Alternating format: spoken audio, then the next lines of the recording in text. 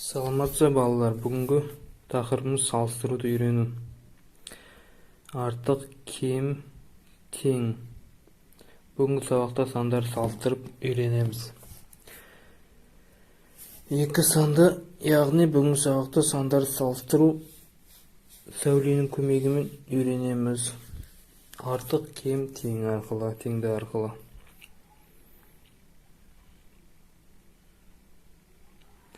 Мысалы 8 саны 5-тен артық па дейді о. Жауабын ойлап қараймыз. Жауабы 8 саны 5-тен артық. Енді 5 саны 8-ден кем бе? Кем бе, артық па? 5 саны 8-ден кем болып саналады. Шығарып көр, сандық сәулені қолданып берілген сандарды салыстыр. Сұрақ белгі. Ойланамыз.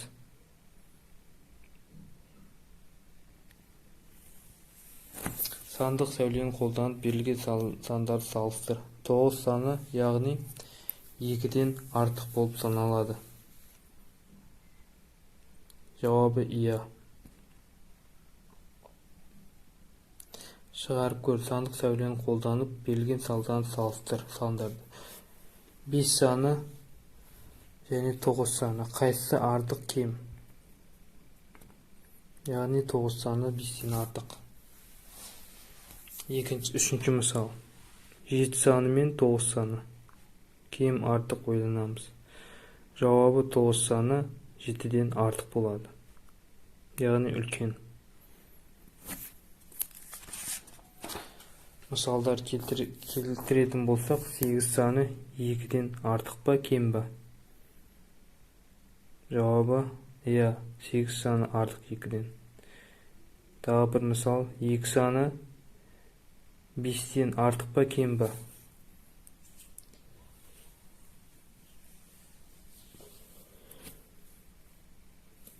Екі саны 5-тен кем болып саналады. Тағы бір мысал, 3 саны және 6 саны артық па, кем ба? Жауабы дұрыс. 3 саны 6-тан кем, яғни 6 саны 3-тен артық. 10 саны және 1 саны және 10 саны артық па, кем ба, тең ба? Ойланып қараймыз. Яғни мына жерде тең емес. Жауабы 10 саны 1-ден артық болып саналады. 7 мен 1. Ойланамыз. 7 артық па, 1 артық па? Кем немесе тең. Тең де емес. Яғни 7 саны 1-ден артық болып саналады. Тағы бір мысал. 9 бен 10 артық па, кем ба? Ойланамыз.